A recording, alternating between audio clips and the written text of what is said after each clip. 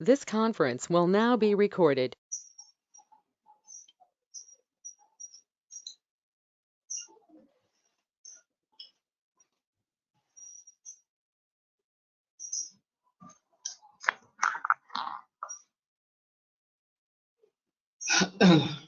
अद्य गुरुवासरः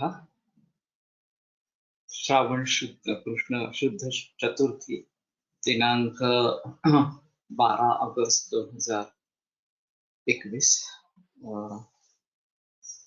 रसरत्न समुच्चय अभ्रक प्रकरण शंखं चक्रं जलौकान् ददतमृतकटं चारुदौर्भिश्चतुर्भिः सूक्ष्मस्वच्छातिहृद्यां शुकपरिविलसन् मौलिमम्भोजनेत्रं कालाम्भोदोज्ज्वलाङ्गं कटितटविलसच्चारुपीताम्बराढ्यं वन्दे धन्वन्तरिं तं निखिलकदवनप्रौढदावाग्निलीलम् प्रौढदावाग्निलीलम् ब्रह्मणो हि समारब्धाम् आत्रेयार्तेषु पूजिताम् अस्मदाचार्यपर्यन्तां वन्दे गुरुपरम्पराम् आयुर्वेदरतं वन्दे माधवाख्यं महागुरुम् आयुर्वेदामृतं सर्वं शिष्येभ्यो यः प्रदत्तवान् द्रष्टा ज्ञानी दृष्टकर्मा कृतकर्मा तथैव च अध्यापको विश्वश्रेष्ठो महान् संशोधकस्तथा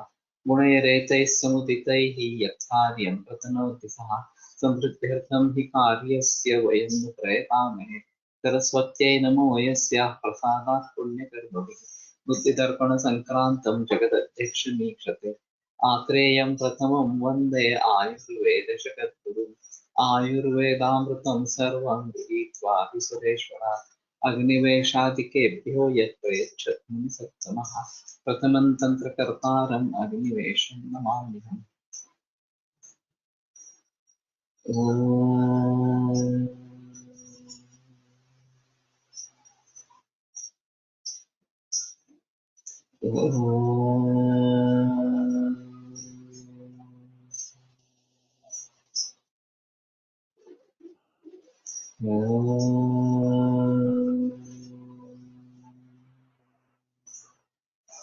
ओम शांति शांति शांति।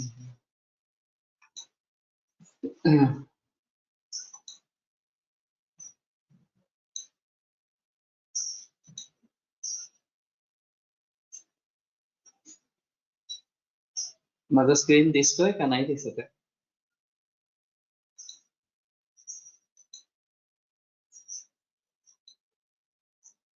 Is my screen visible? दिसतोय सर. दिसतोय मला इथं दाखवत नाहीये. ओके.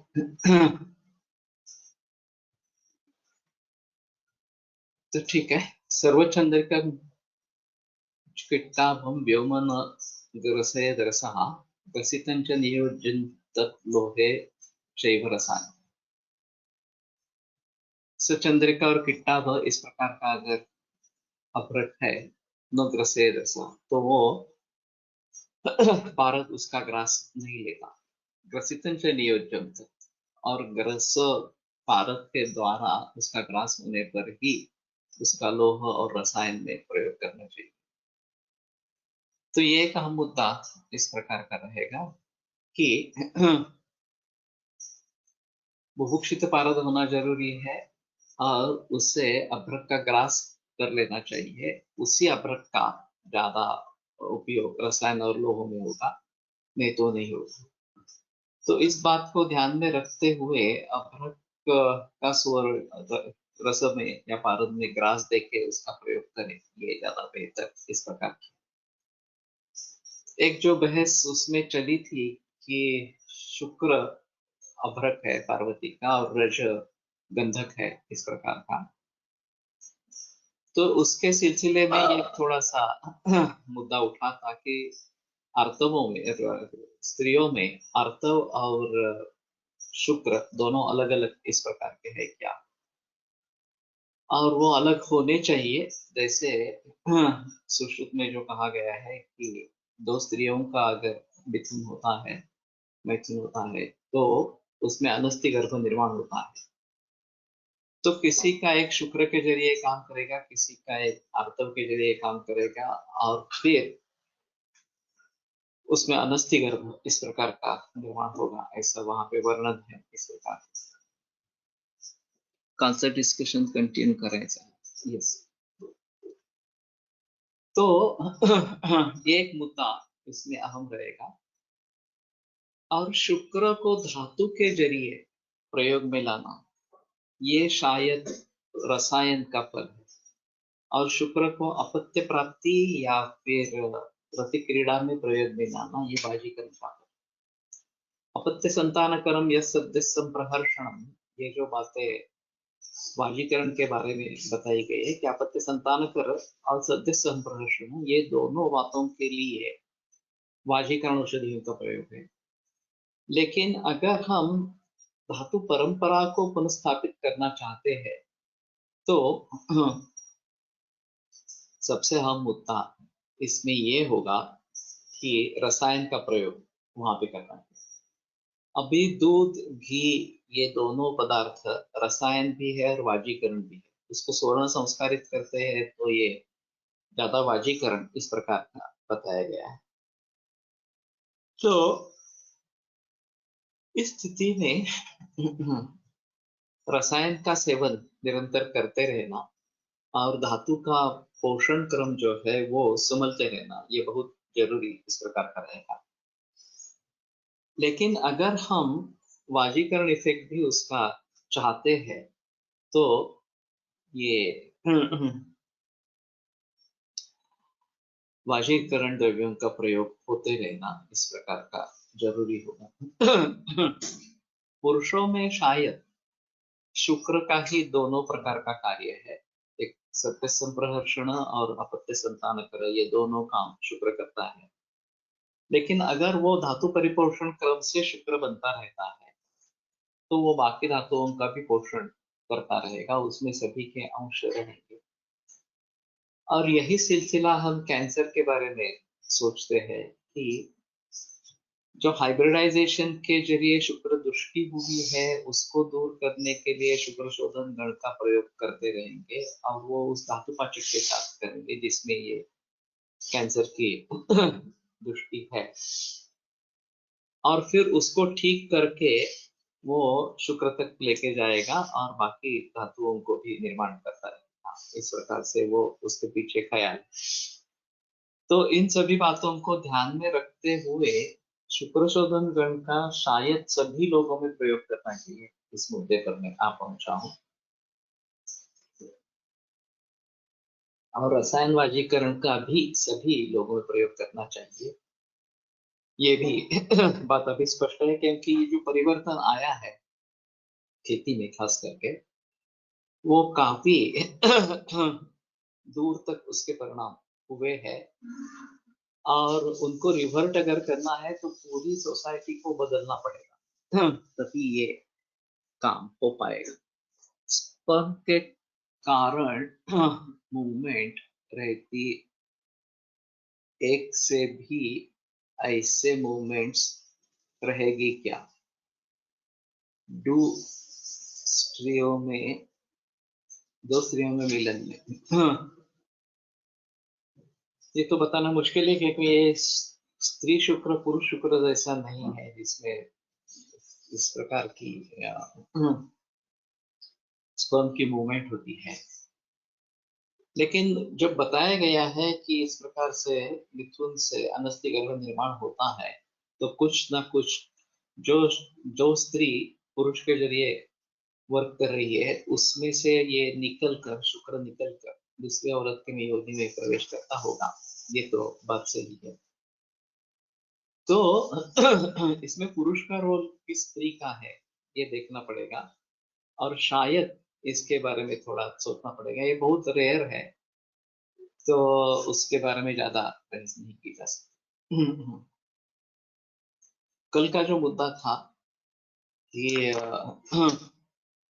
पॉलिसी डिसीजन क्या रहे, आगे कैसे बढ़ेंगे इसके बारे में। तो बीच में इंटीग्रेशन का माहौल था और दोनों को साथ में प्रयोग करना है, इस प्रकार का वो माहौल था। जब एलोपैथी में कुछ नहीं रहा और लोग आयुर्वेद की तरफ मुड़ने लगे, हाँ, और समाज परिवर्तित हो गया। बालाजी तांबे का एक ये अच्छा कार्य रहा कि या रामदेव जी बाबा का क्या आयुर्वेद का प्रचार प्रसार उन्होंने बहुत खूब किया। लेकिन उसके पीछे जो मोटिवेशन था वो नाम पैसा कमाना इस प्रकार का था। सभी लोगों के लिए ज्ञान वितरित होना ये उतना नहीं था। और दोनों ने फार्मेसीज डाली और फार्मेसिस्ट के जरिए पैसा कमाना आरंभ कर दिया। मैं समझता हूँ कि ये स्टेप बाद में होनी चाहिए थी। पहली स्टेप जो है वो वैद्यों का निर्माण, यही स्टेप होनी चाहिए। वैद्यों का निर्माण अगर बढ़ेगा तो औषधियां अपने आप प्रचलन में आ जाएगी इस प्रकार से। और फिर मरीज भी कॉम्प्लिकेटेड केसेस, एडवांस केसेस हमारे पास आने लगेंगे जैसे अभी आ रहा है। और फिर के मत में परिवर्तन होगा। लेकिन ये लंबा रास्ता है, कठिन है, क्योंकि ये मानसिकता चेंज करनी है आयुर्वेद छात्रों की, बीए छात्रों की। और जिस मानसिकता से वो प्रवेश लेते हैं उसके ये बिल्कुल कॉन्ट्राडिक्टरी इस प्रकार की है। तो ऐसी हालत में ये मानसिकता चेंज करना पहले तो काफी मुश्किल था। 40-50 बरस पहले ये काफी मुश्किल था। अभी काफी उसमें सुधार आ गया है और थोड़ी आसानी हो गई है। और लोगों को अभी ये विश्वास है कि आयुर्वेद की प्रैक्टिस चलती है। उस जमाने में वो भी एक बड़ा सवाल था कि आयुर्वेद की प्रैक्टिस चलती है नहीं चलती है।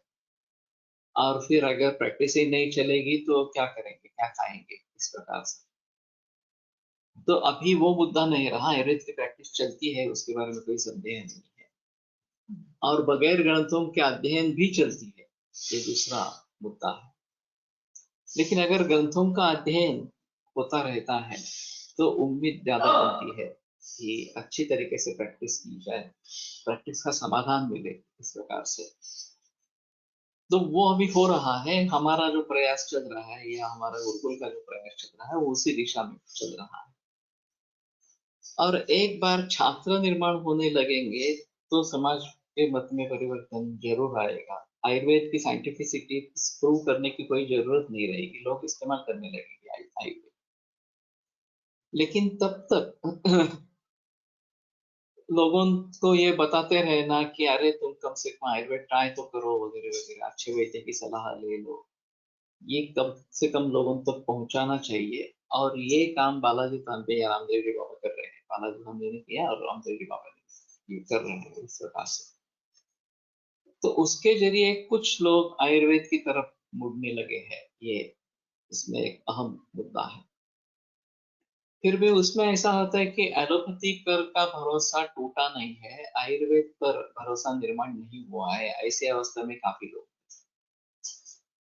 किसी दूसरे का अनुभव सुनकर देखकर लोग आते हैं तो उन्हें आयुर्वेद में भरोसा ज्यादा होता है। लेकिन पहली ही बार इस प्रकार से कुछ आयुर्वेद लेना चाहते हैं तो उनके मन में ये संशय अवस्था रहती है कि मालूम नहीं हम नए ट्रैक पर जा रहे हैं, इसका फायदा होगा नुकसान होगा क्या होगा मालूम नहीं, इस प्रकार से। लेकिन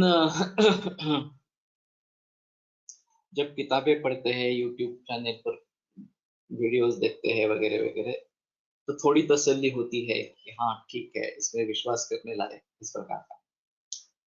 फिर भी जब तक स्मूथली चीजें चलती रहती है कि आ गए उनको रिलीफ हो गया, अच्छा लगने लगा वगैरह वगैरह इस प्रकार से, और इन्वेस्टिगेशंस में भी सुधार आया तो उनका विश्वास पक्का हो जाता है आयुर्वेद। लेकिन ये बात अगर नहीं हुई तो फिर बार बार उनका मन भटकता रहता है कि नहीं, मैं नहीं, हमें एलोपैथी ही करनी चाहिए थी, मैंने गलती की, मैंने एलोपैथी छोड़ दी वगैरह वगैरह इस प्रकार से।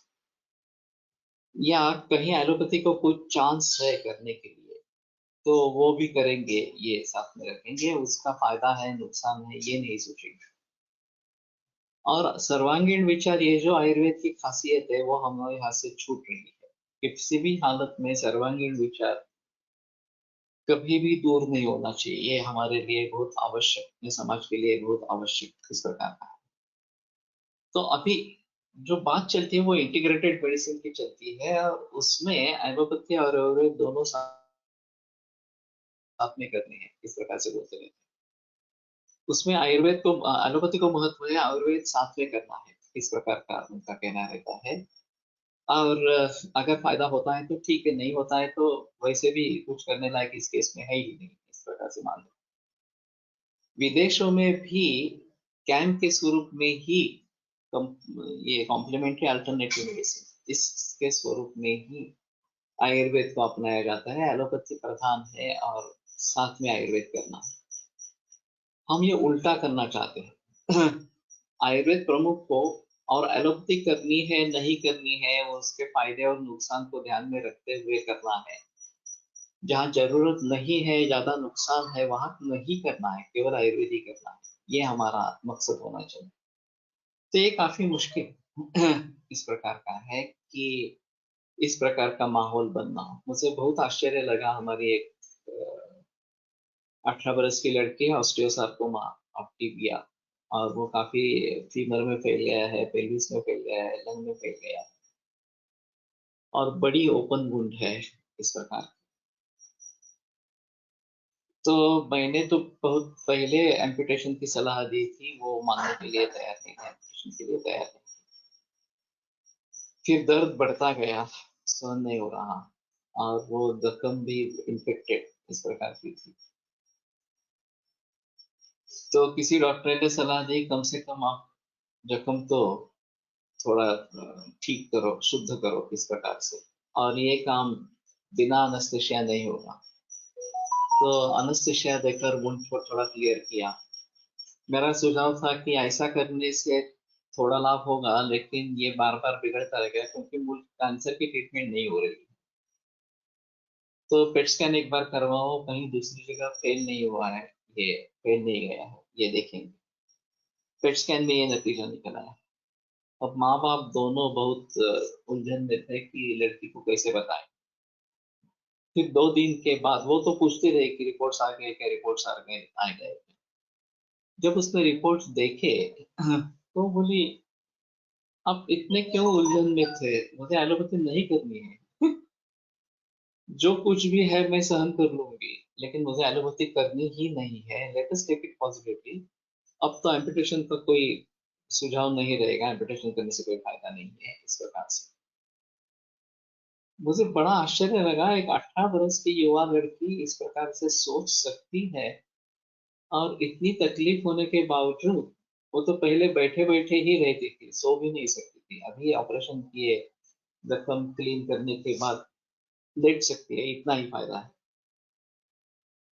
लेकिन फिर भी दर्द बहुत ज्यादा है, और फिर भी एनालिसिस नहीं लेती है। तो ये कठिन बात है, लेकिन इस प्रकार के भी मरीज मिलते हैं, ये अपवाद है, निश्चित रूप से अपवाद है। ऐसा तो नहीं रहेगा कि इतना सब होने के बाद मुझे आयुर्वेद ही करना है, एलोपैथी नहीं लेनी है, इस प्रकार से कोई सोचेगा, ये मैंने सोचा नहीं था। और एक 18 बरस की लड़की इस प्रकार की सोचेगी, ये मैंने कभी सोचा नहीं। No number of allopathic companies preparing Ayurvedic medicine. तो ये बदलाव आएगा, इंश्योरेंस में बदलाव आएगा, उसमें कोई संदेह नहीं है कि उन सभी को तो बिजनेस करना है, जहां पैसे मिलेंगे वहां लोग मुड़ेंगे, इस प्रकार से। और मेरा तो सुझाव है कि जो हमारे रसायन औषधियां हैं, शतावरी कल्प से लेकर कुछ भी, उसके विज्ञापन होने चाहिए। अभी च्यवनप्राश के विज्ञापन आ रहे हैं। तो समाज स्वस्थ रखने के लिए हम क्या कर सकते हैं, उसके बारे में सोचना अहम होगा, और उसके लिए लाइफस्टाइल अच्छी रखना ये अहम मुद्दा है, जिसके लिए लोग तुरंत तैयार नहीं होंगे। खाने पीने की चीजें बदलना, नैसर्गिक खाना खाना, इसके बारे में भी जल्दी बदलाव नहीं आएगा। लेकिन आप अगर कोई च्यवनप्राश जैसी दवा बताते हैं तो वो लेना आरंभ करें। ये मानसिकता है लोगों की। लोगों को नियमित रूप से योग व्यायाम करो ये कहेंगे तो ही करेंगे, लेकिन जैसे मैंने कहा शतावरी च्यवनप्राश वगैरह इस प्रकार की दवाइयाँ लेते रहेंगे। तो लोगों को जो सुझाव चाहिए वो आसानी से जिसे कर सकते हैं, जिनमें उन पर कोई पाबंदी न हो, इस प्रकार के सुझाव चाहिए। तो इस बात को लेकर हमें परिवर्तन लाना है अपनी पॉलिसी में कि किस प्रकार से आगे बढ़ेंगे। अब रही बात इन्वेस्टिगेशंस की,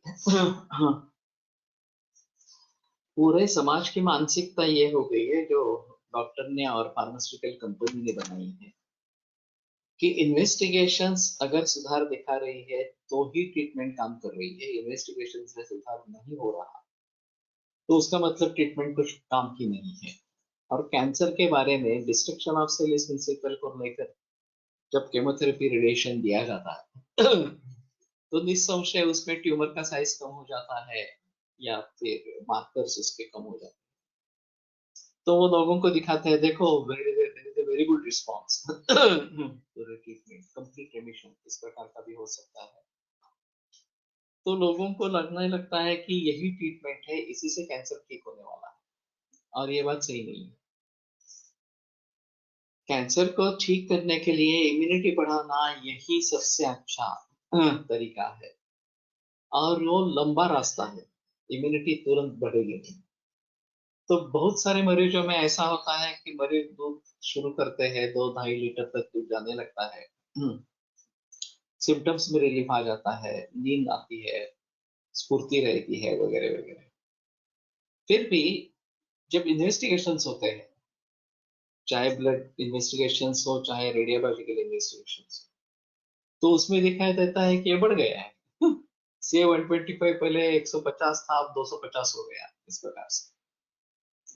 तो लोग घबरा जाते हैं कि अरे बाप रे, इतनी सारा करने के बावजूद भी ये तो बढ़ ही रहा है, तो कोई फायदा नहीं आयुर्वेद करते करते रहने में, हमें तुरंत केमोथेरेपी पे जाना चाहिए। इस प्रकार से पहले बहुत बार केमोथेरेपी साइकिल कर चुके होते हैं, फिर भी उनको लगता है कि नहीं, फिर से केमो करनी है, इस प्रकार से।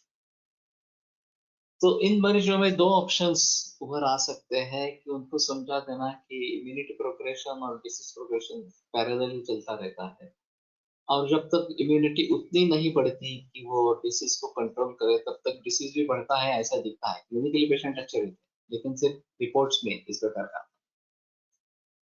तो थोड़ी देर सब्र करो। क्लिनिकली पेशेंट अच्छा है तो कुछ नहीं करने का, वही ट्रीटमेंट चालू रखने का और विश्वास रखने का उसमें। कुछ महीनों के बाद ये बढ़ना कम हो जाता है, और फिर एक ग्रोथ स्टंटेड हो जाती है कि रुक जाते हैं वहां पे, और फिर रिवर्स हो। तो इसको 4-5 बरस भी लग सकते हैं इस प्रकार से पूरी तरीके से रिवर्ट होने में। लेकिन धीरे धीरे धीरे धीरे इस प्रकार के असर होते हैं। मेरी जो पहली केस थी उसमें ओपन किया था सर्जरी के लिए, और सर्जरी पॉसिबल नहीं है इस करके छोड़ दिया था। तो गॉल ब्लैडर का original cancer spreading to liver and colon, इस प्रकार की स्थिति सर्जन ने खुद देखी, और केवल दूध पे रहे, एलोपैथी का कुछ सवाल नहीं था। और 6 महीने के बाद वो अपने बंगले के इर्द गिर्द घूमने लगे। तब तक ये घर में लेटे रहते थे, थोड़ा थोड़ा इधर उधर घूमते थे, इस प्रकार से। और फिर काफी परिवर्तन आ गया और पूरी तरीके से ठीक हो गया, 33 बरस आगे जिंदा रहे। अभी उनकी सोनोग्राफी हुई थी बाद में, और वो पूरा जो ट्यूमर है वो पूरा रिग्रेस हो गया था, नष्ट हो गया। दुर्दैव से मेरे पास उसके इमेजेस या ऐसा नहीं है, रिपोर्ट्स नहीं है, क्योंकि मुझे उस समय में ध्यान में नहीं था कि इसका रिकॉर्ड रखना चाहिए इस प्रकार से। अभी तो सभी मरीजों के रहते हैं इस प्रकार से। लेकिन मैंने जब बाद में उन्हें जिक्र किया कि आप एक बार करो, तो बोले नहीं, मुझे नहीं करना है वो कुछ, मैं ठीक हूँ, मैं क्यों करूँ ये सब। और यही सिलसिला बहुत सारे मरीजों में होता है कि आगे वो इन्वेस्टिगेशंस करना ही नहीं चाहते। एक तो खर्चे का मुद्दा है, और दूसरा मुझे अब कुछ नहीं हो रहा तो मैं क्यों करूँ, ये भी एक मुद्दा होता है। लेकिन हमारे लिए ये आवश्यक इस प्रकार का रहेगा कि इस प्रकार के इन्वेस्टिगेशंस करते रहना। अभी इस हालात में जबकि डिसीज प्रोग्रेसिव दिख रहा है, तो लोगों को इस तरह से के तरीके से अगर हम समझा सकते हैं और मरीज हमारे पास टिकते हैं तो कोई प्रॉब्लम नहीं। अगर ये बात नहीं होती है और वो जिद करते हैं कि नहीं नहीं मैं फिर से वापस एलोपैथी में चला जाऊंगा, तो मैं सुझाव देता हूँ कि ठीक है उसके साथ आयुर्वेद चालू रखो। और ये दो अलग अलग प्रिंसिपल है, डिस्ट्रक्शंस ऑफ सेल और बिल्डिंग इम्यूनिटी, दो बहुत ही भिन्न तरीके के इस प्रकार के हैं। तो दूसरा ऑप्शन, अगर ऑन्कोलॉजिस्ट परिचय वाला हो तो शायद ये बता सकते हैं कि तुम ऐसा करो, लो ग्रेड केमोथेरेपी ले लो या ओरल टेबलेट्स ले लो, इंजेक्शन वाला नहीं ले। एलोपैथी के डॉक्टर मानते नहीं। पहले क्या दिया है, कार्बोप्लेटिन और ये पैक्लोटैक्सेल ये दिया है, तो अभी उसके आगे का जो दवा है वो देनी है। और ओरल का तो कोई रोल ही नहीं है, वो बोलेंगे कि नहीं नहीं इतनी बड़ी स्ट्रेंथ की दवाइयां पहले ही प्रयोग की गई है, तो ओरल केमो देने का कोई रोल ही नहीं है इसमें, पॉसिबल ही नहीं है इससे कुछ होगा इस प्रकार से। तो मेरा मंतव्य है कि हमारे पास पहले कैंसर के मरीज आए, जो सपना मैं देख रहा हूँ बहुत बहुत वर्षों से, हमारे ट्रीटमेंट पहले शुरू हो जाए, लाइफस्टाइल में चेंज करेंगे, खाने पीने में चेंज करके देसी गाय के दूध पे रखेंगे, हमारी ट्रीटमेंट शुरू करेंगे। और साथ में अगर एलोपैथी करनी है, बहुत ही एडवांस स्टेज है वगैरह वगैरह ऐसा है, तो ओरल केमो ज्यादा से ज्यादा देने के लिए बहस करेंगे। वो मानते हैं कि इतनी छोटी केमो देने से कुछ होगा नहीं, क्योंकि दूसरी कोई ट्रीटमेंट ही नहीं है, आयुर्वेद की ट्रीटमेंट चल रही है, उसको तो मानते ही नहीं है ट्रीटमेंट है इसके पास। आयुर्वेद को शास्त्र ही नहीं मानते हैं, तो आयुर्वेद की ट्रीटमेंट ले रहे हैं वो उनके लिए मूर्खता है। बस आप कुछ कर रहे हैं इसमें कोई फायदा नहीं है, हमारी ही ट्रीटमेंट ट्रीटमेंट है वही करो, उससे बगैर कुछ नहीं होगा। इस प्रकार से वो पेशेंट्स को बताते रहते हैं और पेशेंट फिर सोचते रहते हैं कि अगर इसने इस डॉक्टर ने मेरी ट्रीटमेंट छोड़ दी तो मैं क्या करूँ। तो एक साइकोलॉजिकल बर्डन बन जाता है कि कैसे करेंगे इस अवस्था में। हाँ, और फिर वो सरेंडर हो जाते हैं एलोपैथी को। और फिर जब ऐसी नौबत आ जाती है कि एलोपैथी में अब कुछ करने लायक नहीं रहा, चंद दिनों का वो रहने वाला है पेशेंट, तो फिर दौड़ते हुए हमारे पास फिर से वापस आते हैं कि हमने उस समय तो ठुकराया। कल ही मैंने एक मरीज के बारे में देखा, 2018 में मेरे पास आके गया था, और अभी सीधा एक ही बार 10 दिन की कुछ दवा ले ली थी, वापस आया ही नहीं था। और फिर परसों पूछने के लिए आए कि अब क्या कर सकते हैं, पेशेंट वेंटिलेटर पे है, आईसीयू में है। तो मैंने कहा तुम आए क्यों नहीं वापस, तो नहीं हमने केमोथेरेपी शुरू की, फिर वो उसी सिलसिला चलता रहा। 3 बरस एलोपैथी की ट्रीटमेंट करते रहे, और जब ये नौबत आ गई कि पेशेंट आईसीयू में वेंटिलेटर में है, तो फिर याद आया कि अरे हम इनके पास पहले गए थे, तो एक बार जाकर पूछ के देखते हैं क्या होता है। तो ये बड़ी अजीब बात है इस प्रकार से कि जब कोई रास्ता नहीं रहता तो फिर हमारे पास वापस इस प्रकार से आते हैं। और ये ज्यादातर असाध्य अवस्था इस प्रकार या प्रत्याख्य अवस्था इस प्रकार की होती है। तो उसमें हम कैसे करेंगे। ओरल होमियोपेक्षा विश्व औषधाचा विचार करता येईल। लोगों को एलोपैथी लेनी है, हमारे हिसाब में उसका प्रयोग हम कर सकते हैं, ये शायद अच्छा रहेगा, लेकिन मेरा अनुभव अच्छा नहीं रहा। शस्त्रक्षाराग्नि कर्म भी, ये शस्त्रक्षाराग्नि कर्म ये कंपेरेबल है सर्जरी, केमोथेरेपी और रेडिएशन। तो अगर ऐसी अवस्था है तो लोकल इस प्रकार से कुछ क्षार कर्म, अग्नि कर्म इस प्रकार का, और सार्वजनिक चिकित्सा रसायन स्वरूप इस प्रकार का करना, ये मैं चाहता था। और पलाशक क्षार रसायन चिकित्सा में आया है, क्षार है, तो और मिलता भी है। तो 6x करके प्लस 4 का प्रयोग, जहाँ बहुत ही एडवांस केस है, केमोथेरेपी वगैरह दे नहीं सकते हैं, तो हमारी दवाइयों के साथ मैंने दिया था, लेकिन फायदा नहीं हुआ है। अब ये मालूम नहीं है कि इन दोनों का जोड़ कैसा रहे, और थोड़ी उसकी मात्रा बढ़ानी है क्या, क्योंकि नानल सर क्षार का प्रयोग करते थे 6x करके, तो शायद वो सभी मरीजों में देते थे और वो एकांत भी देते थे इस प्रकार से। तो वो अगर सिलसिला चलता है और उससे थोड़ी राहत मिलती है कि जो लोड है ट्यूमर का, उसको अगर हम कुछ हद तक कम कर सकते हैं, तो उसके जो प्रेशर सिम्टम्स है वो तो कम हो जाएंगे इस प्रकार से। तो लोग एलोपैथी लेना चाहते हैं, तो एलोपैथी में केमोथेरेपी, जो इंजेक्टेबल केमोथेरेपी, उसके बजाय अच्छा है कि ओरल केमोथेरेपी। कुछ मरीजों में ऐसा होता है कि डॉक्टर ही सोच लेता है कि इनको ये रेगुलर केमोथेरेपी जो है वो सहन नहीं कर पाएंगे मरीज, और फिर केमो, ओरल केमो का प्रस्ताव रखते हैं। लेकिन ये अपवादात्मक है। बहुत सारे लोगों में तो यही जो इंजेक्टेबल केमोथेरेपी है वही दी जाती है। ये एक अहम मुद्दा है।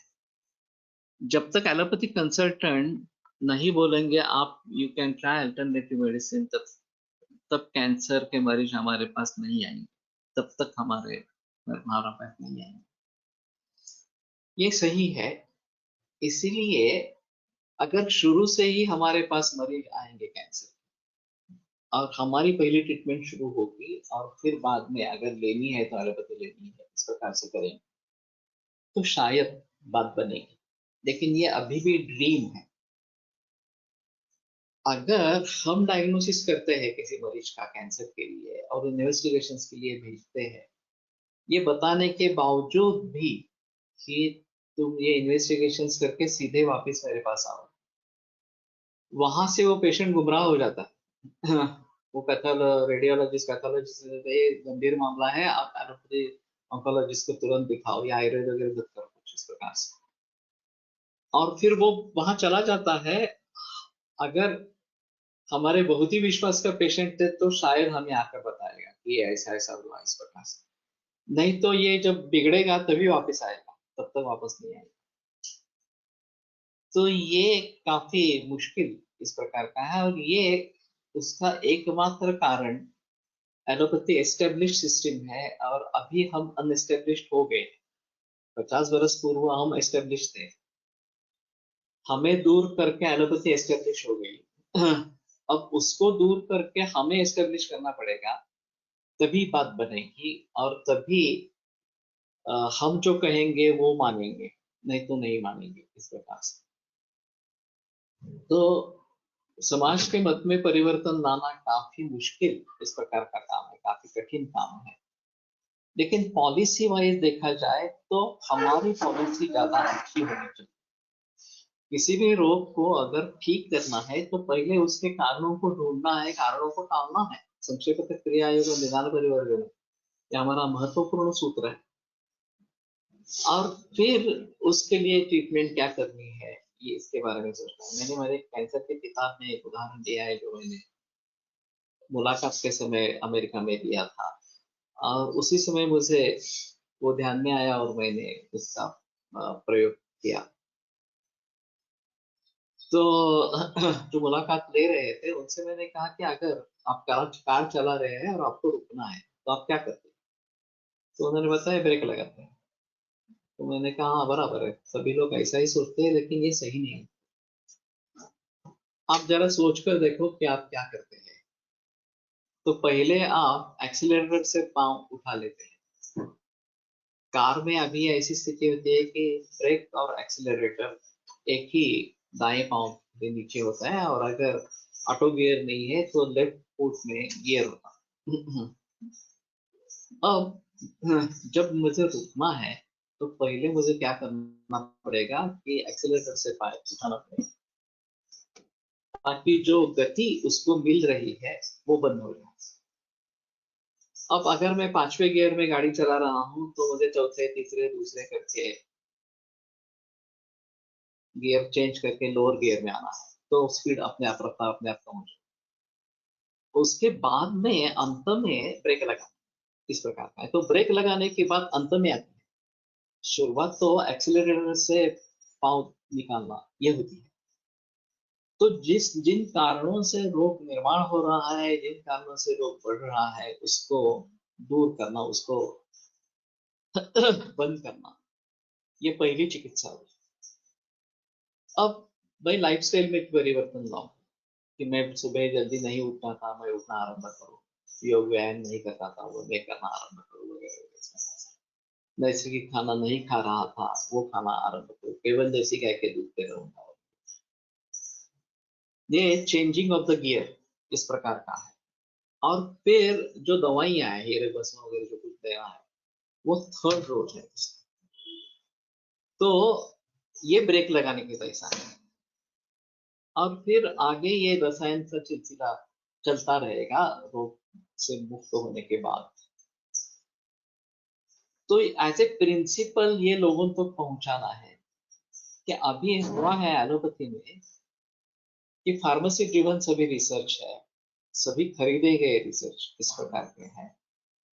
और फार्मेसी को किसी को ठीक होने ही नहीं देना है, चाहे आपको डायबिटीज हो गया हो, चाहे हाइपरटेंशन हो गया हो, चाहे थायराइड की प्रॉब्लम हो, चाहे एसिडिटी की प्रॉब्लम हो, चाहे संधिवात हो, कुछ भी हो, आप जीवन शैली में परिवर्तन लाए ही नहीं, जीवन शैली के बारे में सोचेंगे ही नहीं, सिर्फ ये गोली ले लो कि आपको सिम्टोमेटिक रिलीफ हो जाएगा, बस हमारे हिसाब में वही काफी है, जन्म भर गोलियां लेते रहो। तो ये जब तक सिलसिला चलता रहेगा तब तक कुछ होने वाला नहीं। तो समाज के मत परिवर्तन लाना बहुत जरूरी है कि ये कार्यकारण इफेक्ट, कार्यकारण भाव, ये एक अहम मुद्दा है किसी भी साइंस के। रोग ये भी कार्य है, स्वास्थ्य ये भी कार्य है। तो अगर रोग रूपी कार्य को हमें नष्ट करना है, बंद करना है, तो उसके कारणों को टाळणं जरूरी आहे. समिश्र प्रतिक्रिया आहे, बलिदान परिवर्तन. बऱ्याचदा पेशंट पथ्य पाळणे आवश्यक सांगितल्यामुळे आयुर्वेदिक उपचार थोडे घेऊन बंद बऱ्या वाटल्या अर्थात मैं बताता हूँ कि तुम कम से कम परहेज मत छोड़ो। कभी एक आध बार थोड़ा सा कुछ खा लिया महीने में या 2 महीने में तो ठीक है, उसका कुछ ज्यादा परिणाम नहीं होने वाला। लेकिन नियमित रूप से अगर वही खाना तुम आरंभ करोगे तो निश्चित रूप से डिसीज वापिस आएगा। अगर आप सिम्टोमेटिकली उसको सप्रेस कर रहे हैं किसी दवाई के लिए, तो दूसरी तरीके से उभर आएगा। अम्ल पित्त में एंटासिड्स लेते लेते अम्ल पित्त कम हो जाता है, लेकिन चित्त पित्त बढ़ता है, चित्त पित्त निर्माण होता है या कुष्ठ निर्माण होता है। तो सबसे अहम मुद्दा है कि पथ्यापथ्य परहेज आवश्यक है, ये लोगों तक पहुंचाना। हितमेवानुरुध्यन्ते पर परीक्ष समीक्षका, समीक्षक जो व्यक्ति है वो हित का ही सेवन करता है, परीक्षा करके वो ये डिसाइड कर लेता है कि मुझे यही करना है इस प्रकार से। वैसे मन चंचल है, लोलुप है, वो विविध प्रकार के उपभोग लेना चाहता है और फिर इस प्रकार के आहार विहार का सेवन करके बीमार हो जाता है। लेकिन अगर ये बात समझ में आई कि इसके जरिए मुझे हो रहा है, तो कुछ लोग बदलते हैं, सभी लोग बदलेंगे ऐसी स्थिति में। तो बेटर ऑप्शन है कि अगर वो बदलेंगे नहीं और अब परहेज ज्यादा नहीं करेंगे, थोड़ा बहुत परहेज करेंगे और फिर छोड़ देंगे इस प्रकार से, तो फिर भी एलोपैथी की दवाइयों के बजाय हमारी दवाइयां ज्यादा बेहतर। अगर मान लो कि उसे परहेज नहीं करना है तो बता देना कि ठीक है, कम से कम इतना तो करो, बाकी के बारे में नहीं मैं बोलता हूँ, लेकिन ये हमारी दवाइयां लेते रहो, जैसे एलोपैथी की दवा लेते थे उसी प्रकार हमारी वो दवाइयां लेते, ताकि ये ज्यादा बढ़े नहीं और तकलीफ न करे। इस प्रकार से केवल सिम्टोमेटिक रिलीफ हमारी दवा नहीं करती है, हमारी दवा मूल तक जाकर काम करती है। तो दवा रोग का निर्माण भी होता रहेगा, रोग का शमन भी होता रहेगा। इस प्रकार से ये ज्यादा अच्छा मार्ग नहीं है। लेकिन लोग अगर परहेज करने के लिए तैयार नहीं है तो इस प्रकार से काम आगे चला सकते हैं, या ऐसा थोड़ा सा उसमें रहेगा। तो पॉलिसी डिसीजन इस प्रकार का होना चाहिए कि पहले आयुर्वेद ही करना है, लोगों को कार्य कारण भाव ये स्पष्ट रूप से बताना है, और उस कार्य कारण भाव को दैनंदिन जीवन पर लाना है। नहीं तो क्या होता है कि कोविड वैक्सीन हो गया, क्या वो वायरल इन्फेक्शन है, वो बाहर सभी जो वायरल है, किसी के संपर्क में आ गया, हो गया, तो उसमें मेरी कुछ गलती नहीं है। मेरी गलती होगी तो इतनी होगी कि मैं उसके संपर्क में आ गया। अब ये पता नहीं होता कि बगैर लक्षण वाले भी मरीज होते हैं, उनके संपर्क में आएंगे नहीं आएंगे तो पता नहीं चलेगा इस प्रकार से। तो हमारी इम्यूनिटी भी उसमें कारीगर है। अगर इम्यूनिटी अच्छी है तो इस प्रकार का संपर्क होने पर भी डिसीज नहीं होगा। ये बात भी बहुत जरूरी इस प्रकार की है। वो इम्यूनिटी बढ़ाए कैसे, उसके लिए लाइफस्टाइल में परिवर्तन लाना, खाने पीने में परिवर्तन लाना, नियमित रूप से योग व्यायाम करना, ये सब आवश्यक है। ये करेंगे तो इम्यूनिटी अच्छी रहेगी। इम्यूनिटी अच्छी रहेगी तो संपर्क आएगा तो भी रोगी बीमार नहीं होगा इस प्रकार से। और केवल इन रोगों से बचेंगे ऐसा नहीं, कैंसर जैसे रोगों से भी बचेंगे, ये भी उसमें एक अहम मुद्दा है। सिर्फ ऐसा है कि जब तक बड़ा हादसा नहीं होता तब तक वो लोग तैयार नहीं होते इस प्रकार के। तो मैं सुझाव देता हूँ कि अगर किसान है, उसको कैंसर हुआ है, तो कम से कम अपने लिए तो खेत में कुछ उगाओ नैसर्गिक पद्धति से, तुम्हारे परिवार के लिए इस प्रकार से। ये बाहर आपको बेचना है, तो बेचना है वो बेचो, लेकिन अपने लिए सब पहला परिवर्तन करो। और बाद में उसे पता चलता है कि अरे ये इस नैसर्गिक खेती करेंगे तो उसको भाव ज्यादा मिलता है, दाम ज्यादा मिलता है, तो उससे ज्यादा कमाते हैं इसके बजाय। तो कल या परसों टीवी पर दिखा रहे थे कि productivity of the soil has come down to 14% due to use of these pesticides and fertilisers. 14% अगर ये फर्टिलिटी रही है, और फिर उसमें हम ये डाल के पेस्टिसाइड्स और केमिकल पेस्ट फर्टिलाइजर डाल डाल के उत्पन्न ले रहे हैं, कब तक चलेगा ये सिलसिला? नहीं चलेगा। कभी ना कभी तो नैसर्गिक खेती पर उतरना ही पड़ेगा, और उस समय में ये ज्यादा दिक्कत वाली बात होगी, क्योंकि बहुत सारे लोग मर जाए। तो इसके बाद हमें सजग होना है, ये तो मूर्खता है। ग्लोबल वार्मिंग के बारे में अभी बहस आ रही है काफी, और अगर होता है तो करेंगे, ऐसा सोचते रहेंगे तो सभी लोग मरने वाले हैं, दूसरा कुछ नहीं होने वाला। इस प्रकार की नैसर्गिक आपत्तियां जो आती रहती है, अब ये नैसर्गिक है या मानव निर्मित है, ये बड़ा सवाल। हम कहते हैं उसको नैसर्गिक आपत्ति, लेकिन ये नैसर्गिक आपत्ति नहीं, ये मानव निर्मित ही है। हमने पर्यावरण का ख्याल नहीं किया, पर्यावरण के बारे में सोचा नहीं, और पर्यावरण पूरा बिगड़ते जा रहे हैं। तो यही होना है सिलसिला आगे। तो सभी के बारे में मूल तक जाकर सोचना, ये बहुत अहम मुद्दा इस प्रकार का है। और इसलिए इसके मत में परिवर्तन लाने के लिए हमें काफी प्रयास करने को, पहले हमसे शुरुआत करनी। Charity begins at home. तो हम खुद खाना खाएंगे, वो नैसर्गिक ही खाएंगे, देसी गाय का ही दूध ले लेंगे, नियमित रूप से योग व्यायाम करेंगे, ताकि हम खुद बीमार नहीं हो जाए, हमारे परिवार के सदस्य बीमार नहीं हो जाए। स्वस्थताची माहिती मूलतः मूलभूत शिक्षणात अंतर्भूत केली पाहिजे। फक्त जीवनसत्वे प्रथिने इत्यादी हेच आपल्यासाठी उपयुक्त आहे असं सर्व शिक्षणातून शिकतात, लेकिन वो भी प्रैक्टिकल नहीं है ना। अगर विटामिन D3 की डेफिशिएंसी है, जो काफी कॉमन है, B12 की डेफिशिएंसी, तो उस समस्या का हल ये पदार्थ ले लो ऐसा नहीं है। उस समस्या का हल टैबलेट्स ले लो, इंजेक्टेबल ले लो, इस प्रकार का है। ये तो बड़ी मूर्खता है इस प्रकार कि अगर ये हमें आहार से ही मिलते थे, अब मिल नहीं रहे हैं, तो इसका कारण क्या है ये देखना चाहिए ना। ये देसी गाय घूमती थी धूप में, और फिर उनके चमड़ी के नीचे विटामिन D3 तैयार होता था, और वो हमें दूध और मिल्क प्रोडक्ट से मिलता था। जर्सी गाय जैसे आ गई, वो तो आतप सहन नहीं कर सकती, उसको तो शेड के नीचे बिठा के रखते हैं, घूमती भी नहीं है। तो विटामिन D3 की डेफिशिएंसी होना अनिवार्य था। अब विटामिन D3 के सैचे देना, ये उसका सब क्या जवाब है ही नहीं।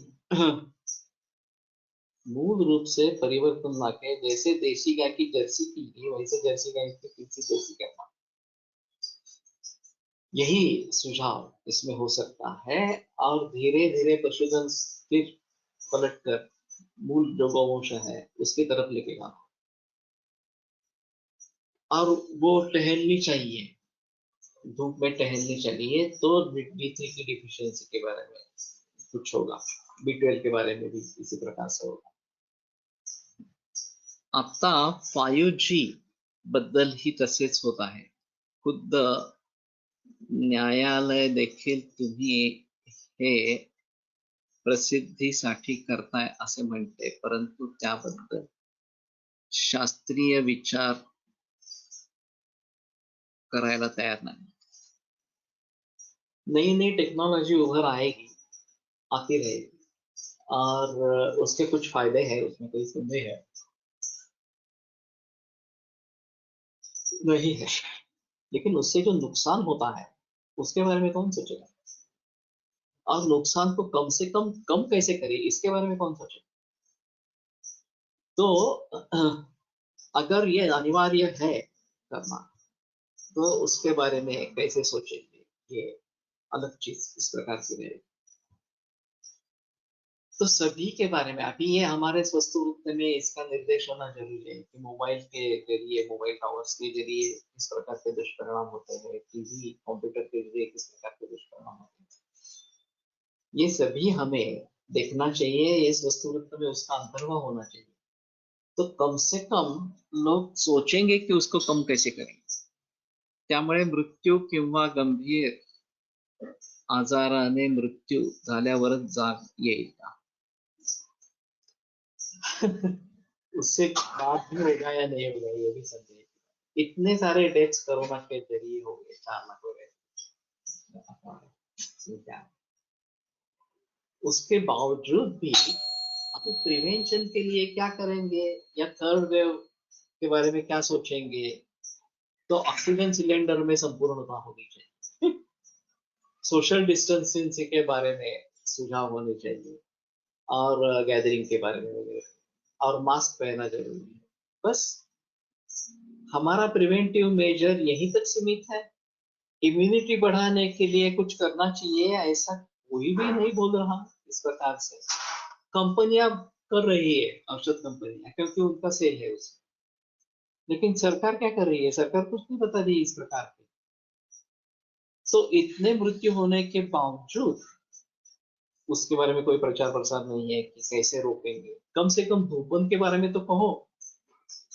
हमारे हिसाब में अगर उसको प्रिवेंट करना है तो कम से कम धूपन के बारे में तो बात करो, वो भी बात नहीं है चल रही इस प्रकार की। हरित क्रांती आणि दुग्ध क्रांती फायदा होण्यापेक्षा सार्वजनिक आरोग्याचे नुकसान झाले असे म्हणता येईल।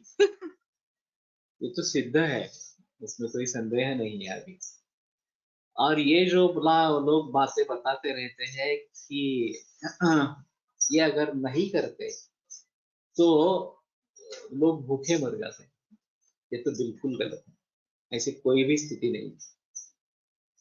अभी कल ये मराठी विज्ञान पत्रिका में एक लेख आया है कि वाया जाणारे अन्न, उसका उपयोग करके उससे संपन्न हुआ। कोई एक कंपनी है कि जो इन सभी कंपनियों से निर्माण करती है, उनमें से ये जो वेस्ट मटेरियल वो लेके उससे फिर ये मिथेन वायु बनाना और ऊर्जा के स्वरूप में उसको प्रयोग करना वगैरह ऐसी कुछ कर रही है। Most cow's milk sold in stores in the US is fortified with vitamin D. तो ये सरकार ने ही बताया है, एफडीए ने ये बताया कि आपको विटामिन डी से फोर्टिफाई करना है, क्योंकि दूध में विटामिन डी है ही नहीं, ये सरकार।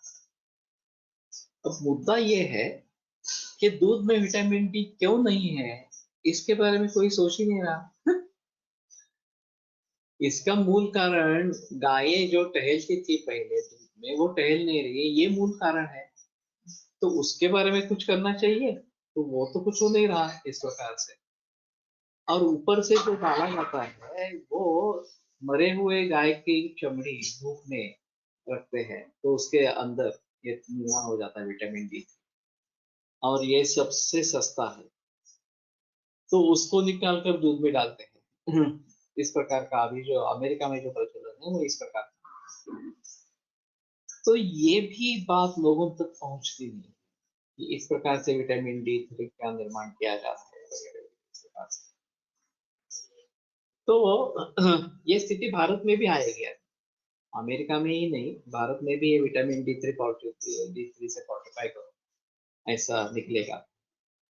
बेहतर ऑप्शन है कि देसी गाय को बढ़ावा दो, तो इससे समस्या अपने आप मिट जाएगी, उसके लिए और कुछ करने की जरूरत नहीं है। और जर्सी गाय या होल्स्टीन काऊ के जरिए जो विभिन्न बीमारियां निर्माण होती है, ऑटिज्म से लेकर बहुत सारी बीमारियां, उनसे हम बचेंगे, जुवेनाइल डायबिटीज की बीमारी, उनसे हम बचेंगे। तो समाज के मत में परिवर्तन लाना ये बहुत अहम मुद्दा है। और मैं समझता हूँ धर्मगुरु ये काम अच्छी तरीके से कर सकते हैं, क्योंकि उनमें लोगों को विश्वास होता है। मैंने काफी जिक्र किया था कि इस्कॉन हो या जैन साधु साध्वियां हो, वो अगर इसके बारे में बताना शुरू करें तो उनके अनुयायी भक्तगण बहुत सारे हैं, वो परिवर्तन लाएंगे। मैंने ये सुझाव दिया था जैन साधु साध्वियों को, लेकिन वो हुआ नहीं। पितरुचि विजय महाराज साहब ने एक बात कही थी कि आप स्वस्थ वृत्त पढ़ाओ जैन साधु साध्वियों में, तो कुछ प्रयास उसके लिए किया गया था, लेकिन उसमें भी हिंसा वाले जो सूत्र है वो नहीं पढ़ाते, बाकी जो है मांसाहार के बारे में कुछ नहीं बताना है वगैरह। लेकिन फिर भी इतना तो इतना ही, लेकिन नैसर्गिक अन्न का प्रयोग करे, दूध देसी गाय का ही ले, ये कहने में तो कोई मज्जाव नहीं है, उसमें तो कोई पाबंदी नहीं है, ये तो कर सकते हैं। और खास करके साधु साध्वियों को जो दान दिया जाता है, अन्न का दान, उसके लिए तो कम से कम आरंभ करो, अपने घर में जो खाना पकाना है वो इसी प्रकार का बने, तो उनका स्वास्थ्य अच्छा रहेगा। ये सर्व संगत परित्याग करके संन्यास लेते हुए भी और बहुत व्रत नियमों का आचरण करते हुए भी बीमार क्यों हो रहे हैं साधु और सन्यासी?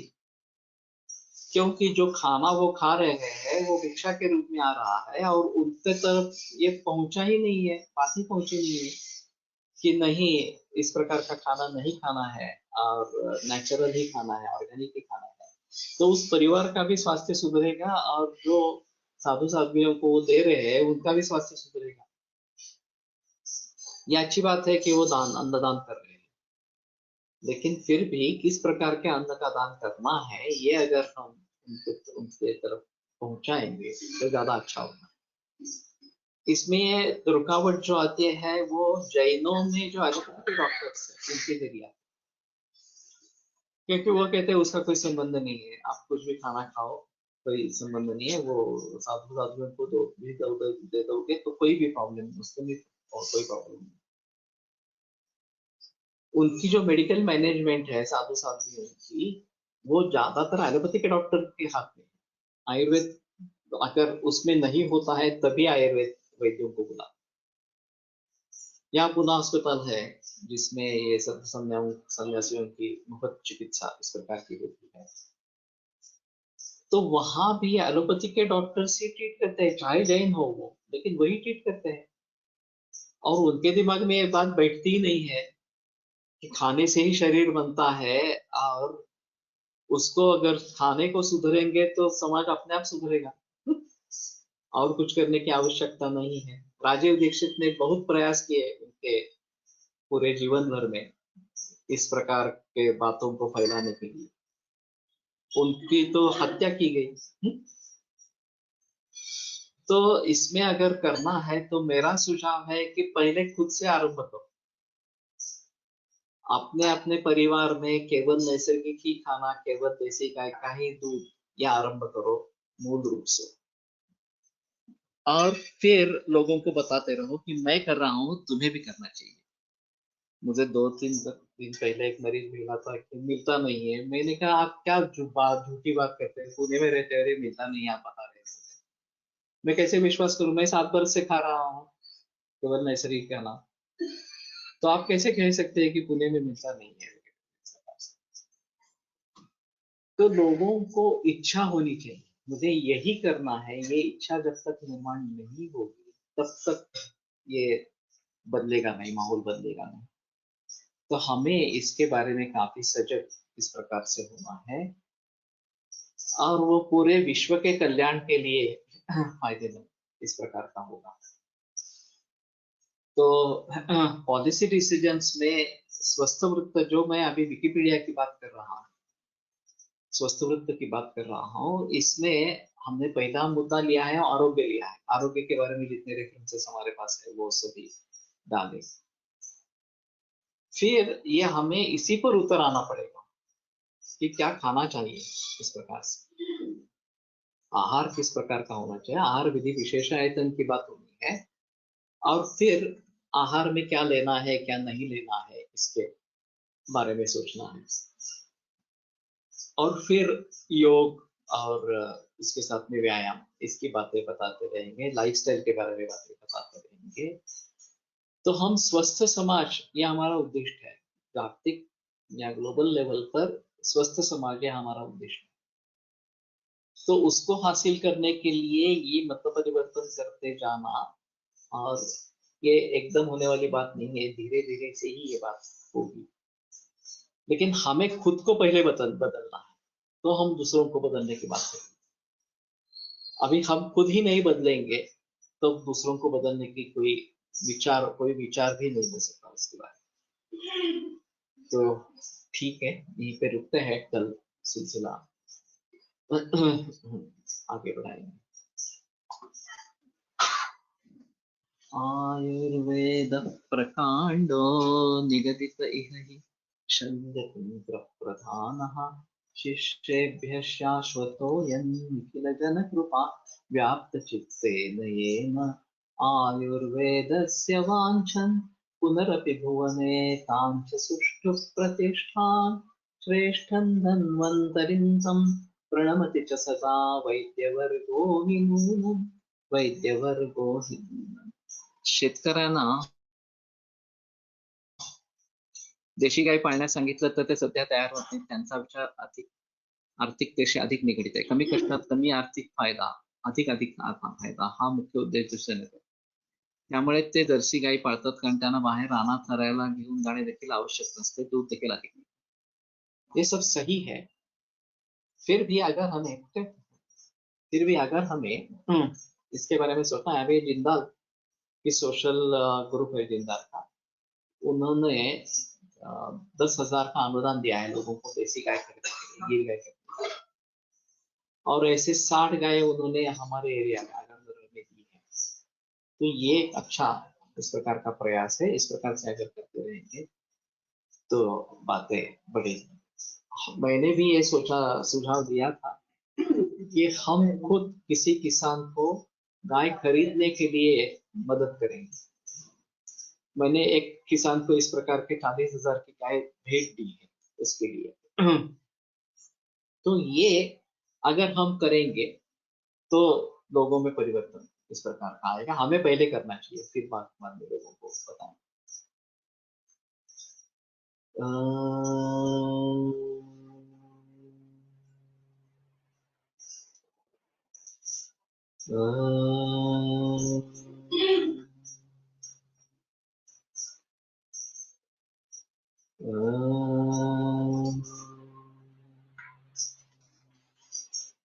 ओम शांति शांति शांति। विरम्यते व्याख्यान व्याकरण स्वाहा। पुनरपि मिलिष्यामः. क्षीणपाद त्रिभाग अर्धपतित जल अपरणाच्या वेगवेगळ्या अवस्था आहेत. सगळे लघु बनतात. लघु बनते, सभी लघु ही बनते हैं लेकिन ज्यादा लघु बनते हैं. अगर ज्यादा उबालेंगे, ज्यादा समय को, तो ज्यादा लघु इस प्रकार के बनेंगे.